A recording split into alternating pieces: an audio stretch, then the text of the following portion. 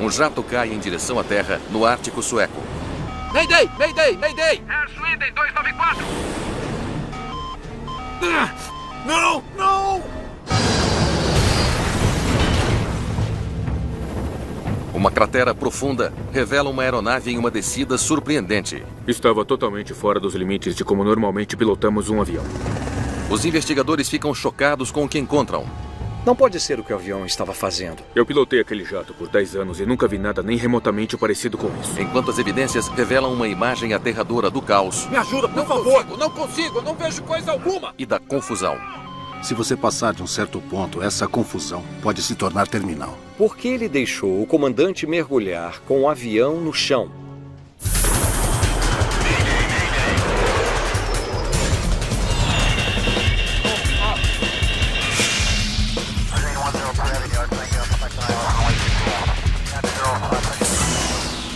Mayday, desastres aéreos. Esta é uma história real baseada em relatórios oficiais e relatos de testemunhas. 10 mil metros acima da fronteira entre a Noruega e a Suécia. Terríveis evidências. Um jato CRJ-200 8 de janeiro de 2016. voa no piloto automático durante um transporte noturno de correspondência para uma das maiores empresas de carga da Suécia, a West Air Sweden. Estamos nos aproximando de Bodo, onde a temperatura do ar externo é de incríveis 61 graus Celsius negativos. Combustível? O comandante espanhol de 42 anos tem mais de 3.300 horas de voo. Ainda temos 30. Estamos bem. O seu copiloto francês tem 33 anos, com uma quantidade semelhante de horas de voo. Sweden 294 liberado para voo direto para Vami. Espere uma aproximação circular Da pista 01 em Tronzo. Entendido? Aproximação pela pista 1. Air Sweden 294. A tripulação experiente decolou de Oslo, na Noruega, pouco depois das 23 horas, para uma viagem de 1h30 até Tromsø, no alto do Ártico norueguês. O jato cargueiro está transportando cerca de 4,5 toneladas de correspondência para a remota comunidade setentrional. O CRJ-200 entra em espaço aéreo sueco enquanto se dirige cada vez mais para o norte. Sean Krutnik é um piloto que voou o CRJ-200. Gosto do avião porque ele é super equipado, é tão sofisticado quanto qualquer um dos jatos maiores. A aeronave em si é muito veloz, é um avião muito aerodinâmico, por isso é muito divertido de pilotar. Pronto para o briefing de aproximação? Vamos lá.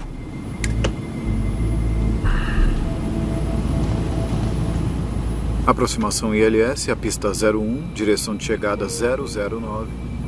Tem sido um voo de rotina, e o avião deve pousar em Tromsø em cerca de 30 minutos. Então subir e virar à direita. Entendido. E de acordo com o último ATIS, podemos esperar vento fraco a 0... Mas o que é isso? De repente, o comandante vê que seu avião está fazendo uma subida acentuada. Ele empurra o nariz do avião para baixo. O quê? O que...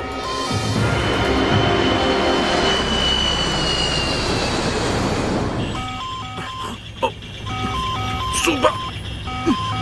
Suba! Suba! Vamos!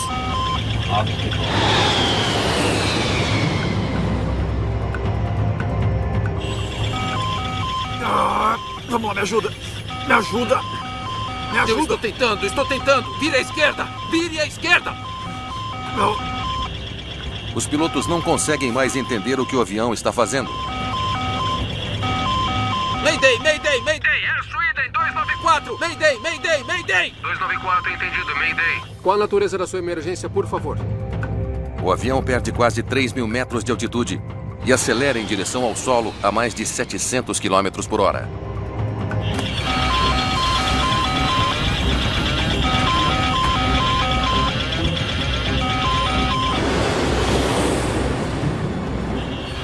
Precisamos subir.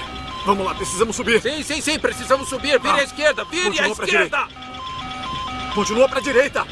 Está bem. Que maldição. Me ajuda, por favor. Não consigo, não vejo coisa alguma. A 2.700 metros, o voo 294 cai abaixo do alcance do radar. Meu Deus. O quê? O quê? Não! Não! Não! O voo 294 da Western Sweden atinge o solo a quase 1000 km por hora. O avião se desfaz. Demora 3 horas para os helicópteros de resgate chegarem. Mesmo do ar, é óbvio que os pilotos não poderiam ter sobrevivido. A informação que obtivemos do grupo de resgate foi que a aeronave foi encontrada e também que provavelmente não seria possível haver sobreviventes.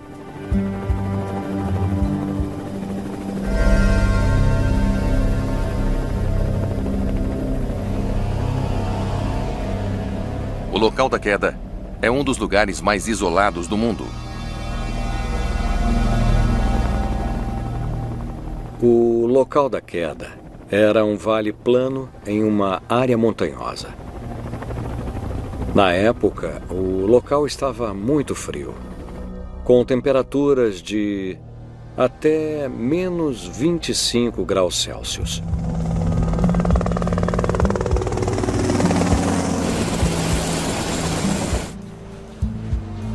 No dia seguinte, uma equipe de investigadores da Autoridade Sueca de Investigação de Acidentes, conhecida como SHK, chega ao local do acidente. A equipe inclui o investigador técnico Tony Arvidsson. Nesse frio extremo, eles têm uma janela muito curta para encontrar pistas sobre o que causou a queda súbita do voo 294. Nós só tivemos luz do dia por cerca de 3 horas. Os investigadores não perdem tempo e analisam os destroços para identificar a direção do avião, que seguia para o norte quando caiu. Esta é a frente do avião. Então, eles estavam viajando para o leste. Encontrar as 4 pontas da aeronave confirma a teoria. A cauda, o nariz, as pontas das asas, a aeronave havia impactado o solo na direção leste. Esta é a asa esquerda mesmo. Mas ela está no lugar errado para um avião voando para o leste. Essa é a primeira pista que Arvidsson descobre sobre o acidente. A asa esquerda é encontrada no extremo sul da cratera e a asa direita está no extremo norte. Para um avião viajando para o leste, deveria ser o contrário. Se eles estavam vindo nesta direção e a asa esquerda está ali,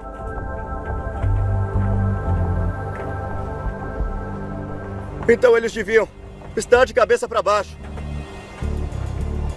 O acidente também criou uma cratera de 6 metros de profundidade.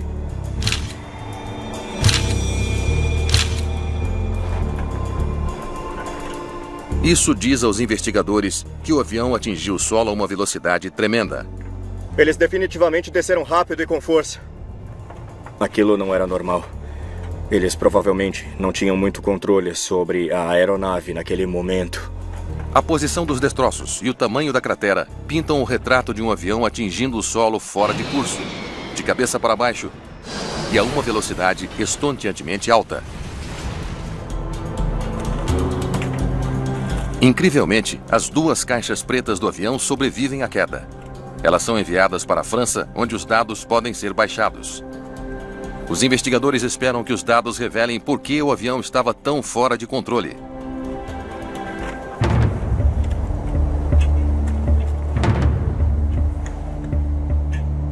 À medida que eles continuam vasculhando o local, correspondências escurecidas do porão de carga apresentam uma possibilidade sombria.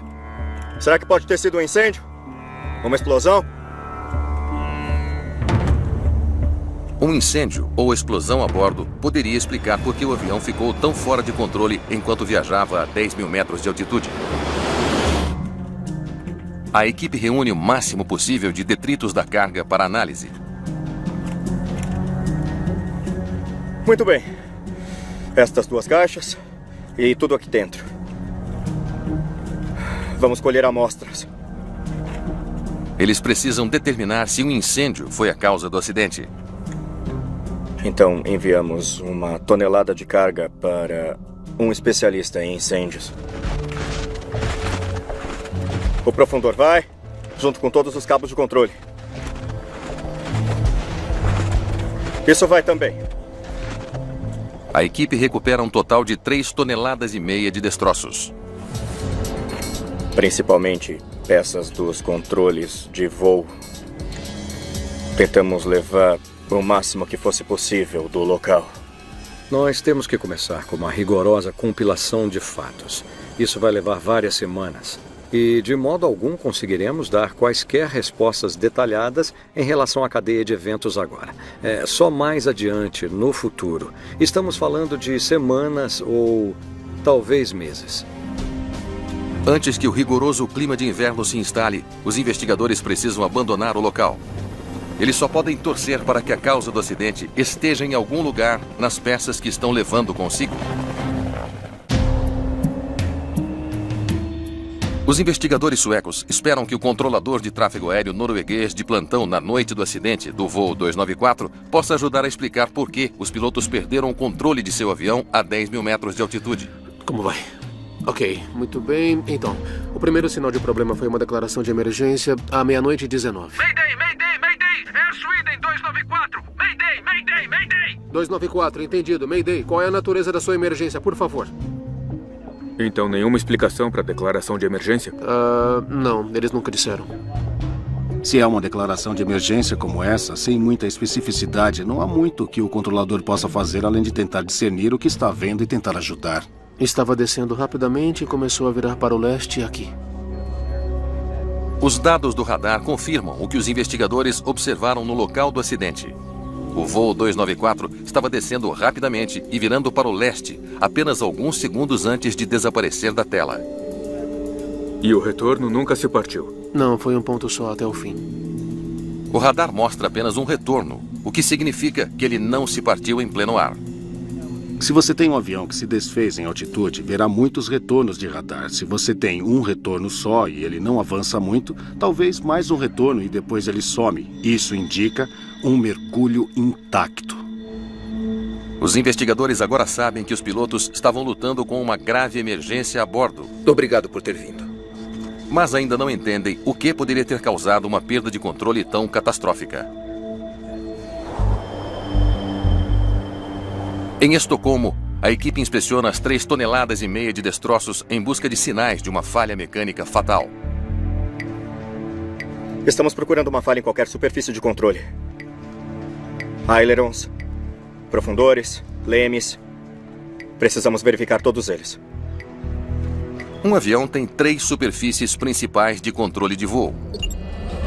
Ailerons, que controlam o rolamento. Profundores, que controlam a arfagem. E o leme direcional, que controla a guinada. Um controle de voo quebrado com os profundores pode causar alguns problemas. Mas esse é o pior dano que Arvidsson já viu. É impossível para ele obter informações úteis sobre as superfícies de controle de voo. Isso não me diz nada. Queríamos ter certeza de que a superfície de controle estava funcionando corretamente, mas ela estava danificada demais. Os investigadores tentam identificar os pedaços de destroços com base em números de série e outras marcas, para saber se todas as superfícies de controle estavam no avião quando ele bateu no chão.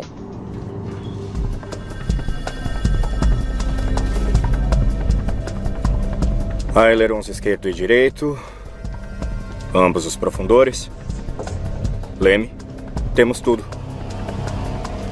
Nós encontramos e identificamos todas as superfícies de controle, indicando que era mais provável que a aeronave estava intacta até o impacto.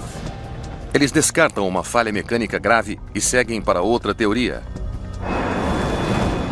de que um incêndio a bordo derrubou o avião. Os testes na carga do voo 294 não oferecem aos investigadores muito mais informações do que as superfícies de controle. Nenhum sinal de fogo ou explosão. A carga foi destruída no impacto, não em um incêndio a bordo. Procurando respostas, O investigador encarregado, Nicolas Seeger, se volta para os dados de voo, que chegaram da França e estão prontos para análise. Os dados do gravador são realmente importantes para entendermos o curso dos eventos. Também nos ajudam a calcular a trajetória da aeronave. Então, eles estão voando a 10 mil metros quando, de repente, o avião começa a inclinar para cima. Um avião normalmente muda a inclinação longitudinal em cerca de 1 grau por segundo. Mas, neste caso, foram 6 graus por segundo. Então foi uma mudança muito brusca na arfagem. Então, o avião começa a cair e rolar fora de controle. Vimos que isso não era normal. Espere um minuto. Se o avião está inclinado para cima, por que a altitude está diminuindo? Não pode estar certo. Quando um avião inclina para cima, os investigadores esperam que ele ganhe altitude e que a sua velocidade diminua. Mas não é isso que os dados do voo 294 mostram. O indicador de velocidade não estava mudando. O mesmo aconteceu com a altitude. Deveria ter havido um incremento na altitude se esses dados fossem corretos, e isso não aconteceu. Não pode ser o que o avião estava fazendo. Os investigadores devem chegar ao fundo dos dados contraditórios para poderem descobrir o que derrubou o voo 294 da West Air Sweden. Vamos ter que voltar e descobrir exatamente o que estava acontecendo aqui. Investigadores em Estocolmo tentam entender as discrepâncias nos dados do voo 294. Muito bem. Vamos supor que a velocidade do ar e a altitude estejam corretas, sim? Os dados da inclinação do avião não fazem sentido. Fizemos cálculos para determinar a inclinação real da aeronave durante o evento. Os cálculos apontam para uma conclusão surpreendente. Então, nada de inclinação para cima. Aparentemente não. Os cálculos indicaram que ele estava inclinando para baixo após o início do evento. Bem aqui, os dados mostram uma inclinação acentuada para cima, mas o avião voa nivelado. E então inclina para baixo.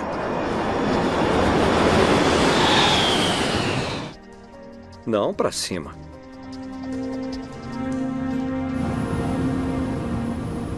Mas o que? Parece que o comandante pensou que o avião estava se inclinando para cima, quando, na verdade, estava voando reto e nivelado. A descoberta leva os investigadores a uma pergunta perturbadora. Os pilotos estavam respondendo a uma emergência. Vamos! Que realmente não existia? Se eles não estão inclinando para cima, por que estão empurrando o nariz para baixo? O indicador de altitude do lado do comandante subitamente ter mostrado um aumento de 30 graus é a única coisa que chega a fazer sentido para essa tripulação levar um avião que estava voando perfeitamente bem a fazer um mergulho. Os investigadores logo descobrem que não são apenas os dados da inclinação que não batem. Bem aqui. Direção e enrolamento também estão estranhos. Está vendo isso? É. Isso nos diz alguma coisa. É outra pista valiosa. Quando analisamos os dados do gravador, vimos 4 parâmetros que não eram consistentes com os outros parâmetros. E esses eram a arfagem, o rolamento, a direção e a velocidade do solo. Todos os 4 parâmetros vêm da chamada Unidade de Referência Inercial, ou IRU. Ela é composta por giroscópios que fornecem informações para as telas da cabine de comando e para o gravador de dados de voo. Existem 2 IRUs, um para o monitor de cada piloto. O gravador de dados recebe os seus dados da IRU do lado do comandante. Os investigadores estudam os manuais e os esquemas elétricos do avião. Descobrimos que a IRU-1 estava enviando o sinal de atitude para o gravador de dados de voo e para o monitor principal de voo de número 1. É uma descoberta importante. O monitor do comandante e o gravador de dados obtêm os dados de arfagem da mesma fonte. Mas isto É o que o comandante estava vendo. Os investigadores estão chegando a uma conclusão preocupante. O monitor do comandante estava lhe dizendo que o avião estava inclinado para cima, quando ainda estava voando nivelado. E que estava rolando para a direita, quando estava rolando para a esquerda.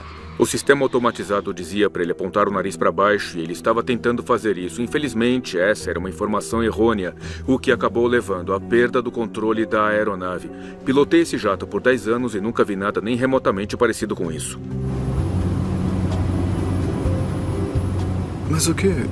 Agora está claro que o piloto estava recebendo informações errôneas de uma IRU defeituosa. É possível que o copiloto também estivesse? O instrumento do copiloto tem o seu próprio giroscópio. Os investigadores descobrem que a IRU-1 estava apenas alimentando o monitor do comandante. Uma segunda IRU alimenta o monitor do copiloto e não é registrada pelo gravador de dados de voo. Então, é possível que ambos os lados tenham falhado? Se o monitor do copiloto estivesse correto, ele deveria ter visto que o avião estava voando reto e nivelado. Então por que ele permitiu ao comandante levar o avião para um mergulho em alta velocidade? Para descobrir, a equipe recria o voo em uma simulação com base nos dados da IRU-1. Pronto, inicie a animação. Que pinta um retrato quase incompreensível. 3 segundos depois que o instrumento mostra uma inclinação para cima, o comandante empurra o nariz para baixo. Os pilotos tentaram resolver o problema empurrando os profundores para baixo. Quando o comandante empurra o nariz do avião para baixo, o seu indicador de altitude continua a mostrar que ele está se inclinando para cima. Então ele continua levando o avião para um mergulho cada vez mais acentuado. Aí eles começam a rolar para a esquerda. O avião continua a rolar até ficar de dorso. Finalmente, eles atingem uma velocidade de 941 quilômetros. É praticamente incrível que a aeronave não tenha começado a se partir por causa das forças aerodinâmicas, mas qualquer movimento dos controles arrancaria a cauda ou arrancaria as superfícies de controle. O avião atinge o solo voando invertido a uma velocidade de quase 1.000 km por hora. A velocidade com que esse avião passou de voo estável a buraco fumegante, uma cratera literalmente, é surpreendente porque envolve uma taxa de descida em um ponto de mais de 7.000 metros por minuto. É um mergulho vertical direto, quase a velocidade do som. Isso significa que o que quer que tenha acontecido, aconteceu extremamente rápido. Os investigadores agora podem ver o que aconteceu, mas ainda não entendem por que a falha de um único instrumento levou a uma queda tão repentina e tão catastrófica. Como você passa de um voo nivelado a 10.000 metros para um impacto a 1.000 km por hora em... quanto? 1 minuto e 20 segundos. Os investigadores estão perplexos. A falha de um único instrumento em um sistema de redundância tripla deve permitir que a tripulação ou as operações consigam lidar com essa situação. Para entender melhor como os pilotos estavam interpretando os dados de voo, os investigadores agora se voltam para o gravador de voz da cabine do voo 294. Vamos ouvir o que estava acontecendo lá em cima. Pronto para o briefing de aproximação? Vamos lá. Os investigadores não ouvem sinais de problemas nos minutos que antecederam o acidente. Até que... De acordo com o último ATIS, podemos... Ok, é aqui que o problema começa. Mas o quê?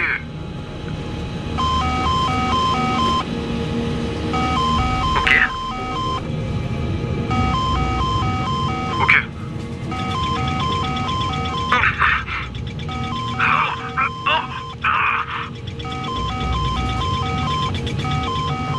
Mal estão falando um com o outro.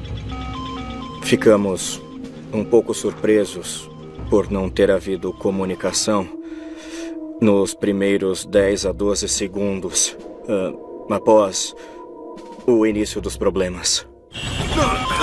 Suba! Por algum motivo, os dois pilotos nunca discutiram a inclinação incomum do avião. Me ajuda! Me ajuda! Me ajuda! Estou tentando. Vire à esquerda! Vire à esquerda! Ou como solucionar o problema. Não! 1 minuto, pare. Ângulo de inclinação, outra vez. quando isso começou? 13 segundos após o início do problema. 40 graus. Exatamente quando deveria soar.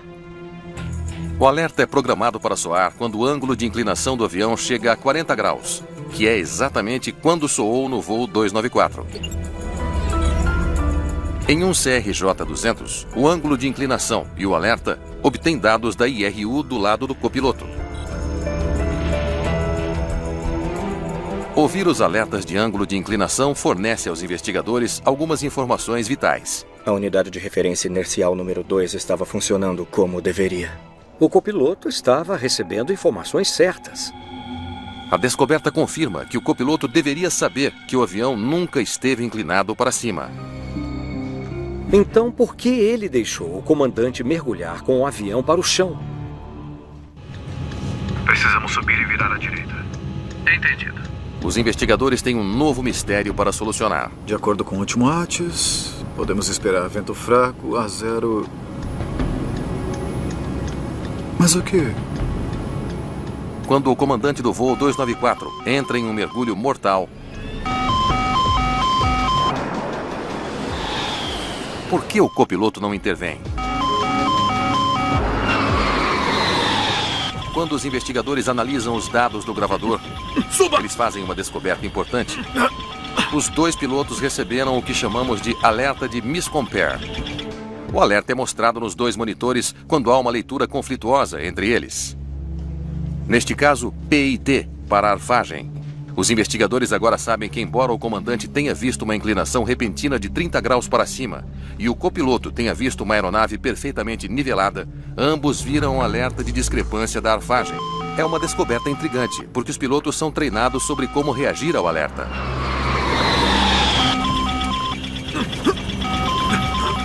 Vamos! Vamos! Você esperaria que, em termos de comunicação, eles seriam capazes de verbalizar. Tem o que parece ser uma inclinação extrema para cima. O que está mostrando do seu lado? Estou vendo uma inclinação para cima. No caso de uma discrepância, os pilotos devem conferir um terceiro instrumento reserva para determinar qual lado está errado e mudar um instrumento defeituoso para a IRU que está funcionando. Parece que o meu lado está errado. Mudando para IRU2 agora. Idealmente, o que chamamos de indicador de altitude reserva podia meio que ter desempatado. Em outras palavras, temos 3 fontes de informação e as 2 melhores em 3 são as que você treinou para seguir. Muito bem. Veremos o que eles dizem em seguida. Mas quando os investigadores ouvem o gravador de voz... Precisamos subir. Vamos lá, precisamos subir. Sim, precisamos subir. À direita. Eles não ouvem esse tipo de conversa. Continue à direita. Está bem, que maldição. Em vez disso, eles ouvem o som de uma tripulação que não consegue entender o que está acontecendo com o avião, nem como corrigir o problema. Vamos lá, me ajuda. Me ajuda, por favor. Não consigo, não vejo coisa alguma. E o que isso nos diz é que os membros da tripulação estavam mentalmente consumidos, olhando para a tela principal do voo, tentando descobrir o que estava acontecendo e qual era a posição real da aeronave no espaço. É uma revelação preocupante. Mas o quê? Seeger decide que eles precisam ver exatamente o que os pilotos experimentaram quando os instrumentos começaram a falhar. Eles reservam um horário em um simulador do CRJ. Muito bem, então vamos iniciar o erro no lado esquerdo, por favor. Eles percorrem a mesma rota do voo 294 e programam uma falha na IRU do lado esquerdo. No simulador, pudemos observar os 2 monitores de voos principais e também pudemos ver que tudo estava funcionando como deveria funcionar. Aí está. Congele aí, por favor. Quando o indicador de altitude do comandante mostra uma subida repentina, o alerta miscompare é acionado, informando ao comandante e ao copiloto que estão vendo diferentes leituras de inclinação. Ok. Muito bem, vamos continuar daqui. Então eles fazem uma nova descoberta. E agora temos o modo de eliminação sendo... Congele aí, por favor.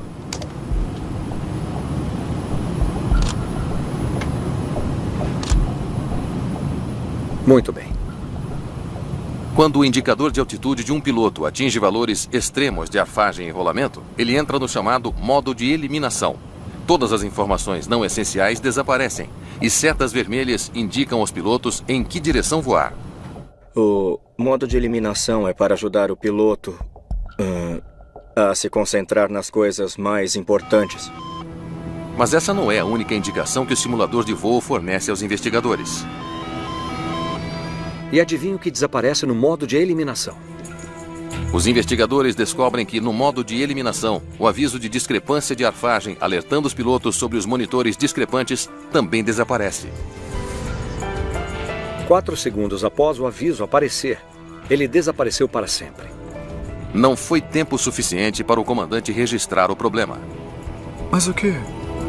E como resultado, ele instintivamente empurrou o nariz do avião para baixo, sem perceber que estava fazendo o avião mergulhar.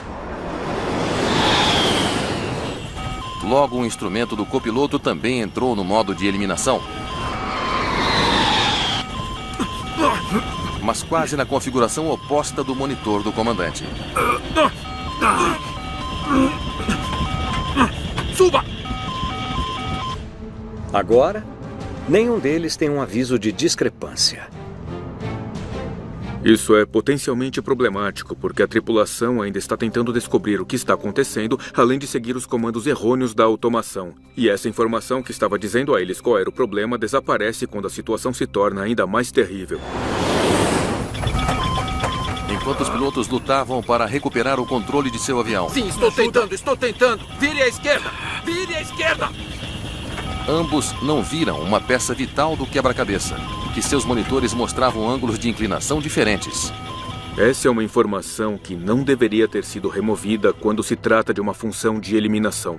Essa era a única pista que eles realmente tinham de que havia uma discrepância entre os 2 monitores de voo principais. Os investigadores agora têm uma imagem do que aconteceu na cabine de comando. Precisamos subir. Vamos lá, precisamos subir. Precisamos subir. Vire à esquerda. Vire à esquerda. Continua à direita. Está bem. Que maldição. Mas para descobrir por que os pilotos não sabiam se estavam se inclinando para cima ou para baixo... Vamos lá, me ajuda.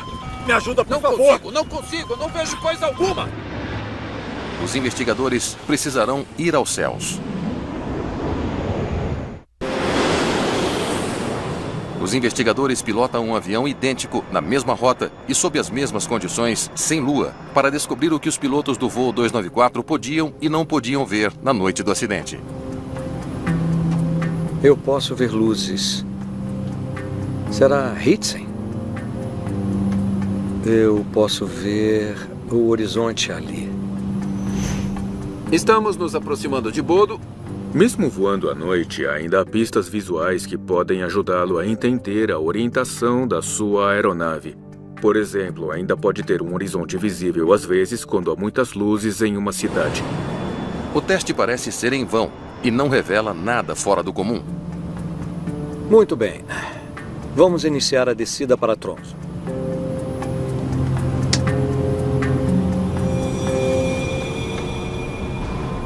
Agora eu não consigo ver nada lá fora.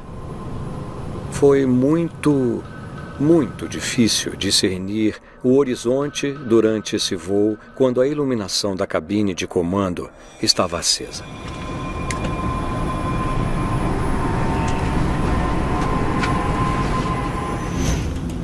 Os investigadores fizeram uma grande descoberta. Com as luzes da cabine de comando acesas, seria impossível para os pilotos verem as luzes abaixo ou o horizonte.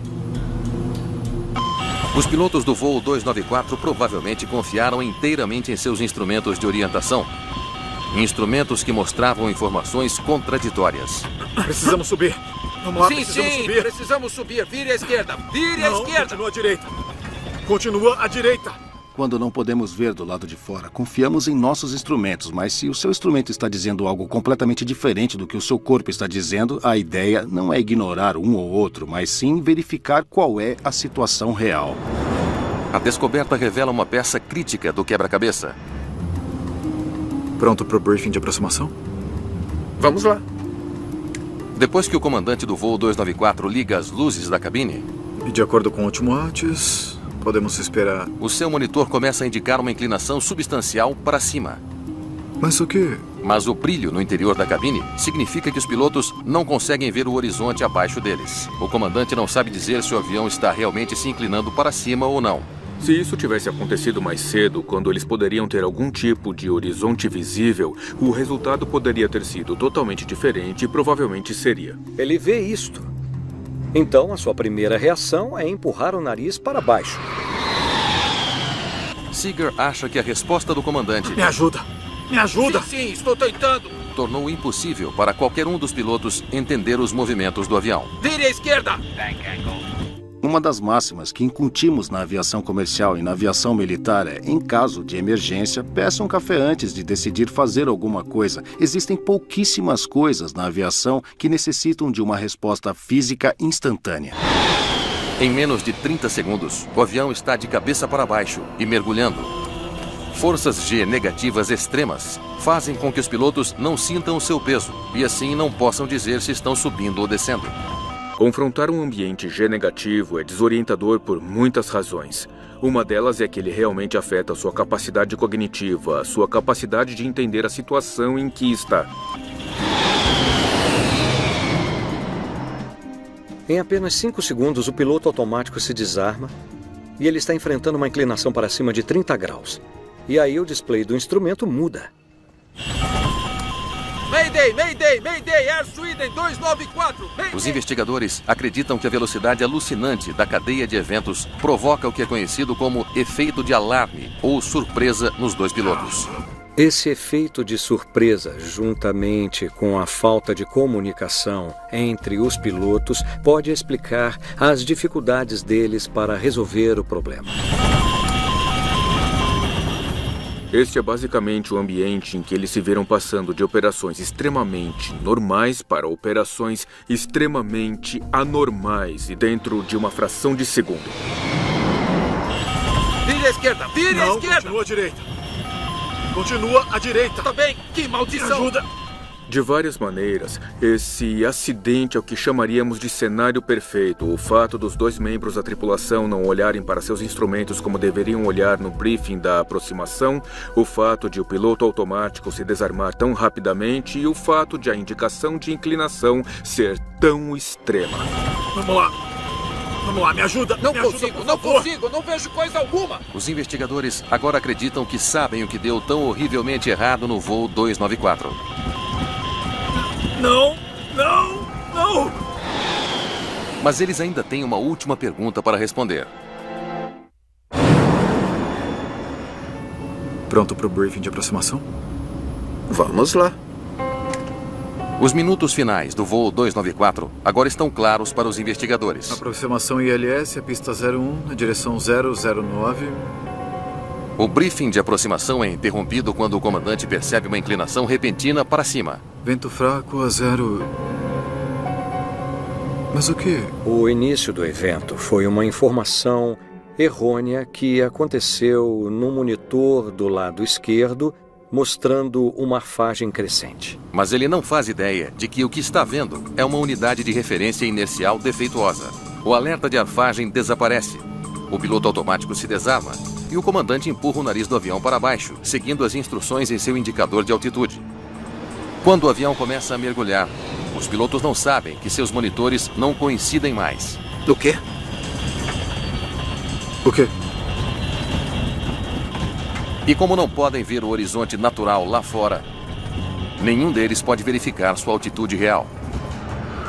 À medida que o jato em mergulho rapidamente ganha velocidade, forças G negativas fazem os pilotos se sentirem sem peso.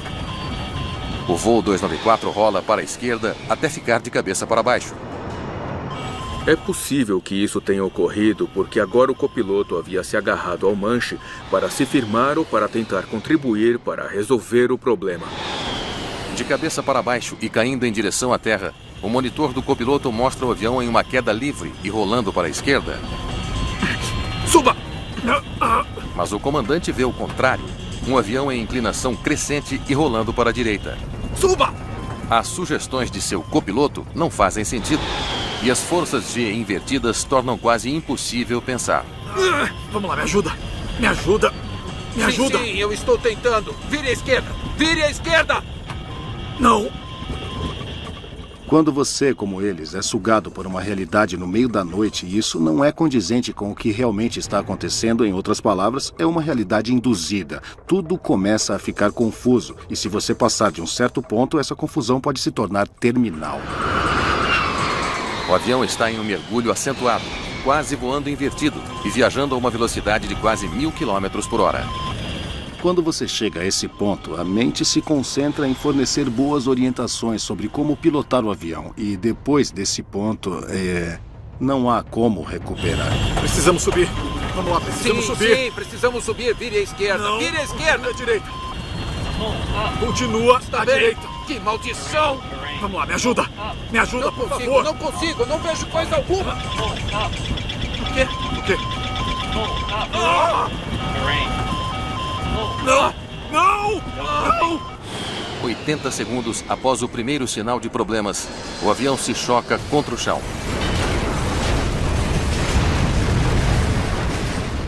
Normalmente não há treinamento para entender como se recuperar efetivamente de uma situação como essa. A pergunta final para os investigadores será a mais difícil de responder. Para começar, por que a unidade de referência inercial falhou? Com mais de 9.000 unidades idênticas em serviço em todo o mundo, a resposta é de vital importância. As IRUs foram recuperadas do local do acidente, mas estão muito danificadas. A IRU física foi danificada ao ponto de ficar irreconhecível. E nós não conseguimos descobrir o que causou o problema. Carregando dados, código de erro. Nada. Sem os cartões de memória do dispositivo, os investigadores não conseguem determinar a causa da falha. Tentamos de todas as maneiras possíveis, mas não tínhamos evidências suficientes para descobrir. Mas o quê? Independentemente da causa, a falha da IRU não deveria ter causado um acidente. Existem instrumentos redundantes a bordo exatamente por esse motivo. A redundância é uma das chaves para a segurança da aviação, porque não só precisamos de pilotos redundantes, porque os seres humanos podem falhar, mas precisamos de instrumentos redundantes. Nós nunca queremos entrar em uma situação em que uma falha de ponto único faça com que você não consiga pilotar o avião com segurança. No relatório final, os investigadores listam a falha dos pilotos em se comunicar adequadamente, a falta de informações fornecidas pelos instrumentos de voo sobre a falha e o efeito de cargas G negativas sobre a tripulação como os principais fatores que causaram o acidente. É importante se comunicar imediatamente quando houver um problema, para que o outro piloto possa entender o que está acontecendo. Os investigadores recomendam que as companhias aéreas adotem frases padrão para os pilotos usarem em situações de emergência semelhantes e que os fabricantes aprimorem o design dos monitores principais de voo para que mensagens de erro importantes não sejam removidas nos modos de eliminação. Se você tem mais de um membro da tripulação, e em quase todos os casos em voos é assim, você precisa de um procedimento para verificar imediatamente um com o outro e ter frases padrão para coordenar as suas ações e coordenar os cérebros deles. Aqui tínhamos um cérebro baseado em carbono, tomando decisões incorretas e deslizando para uma sequência de acidentes porque não havia coordenação com o outro.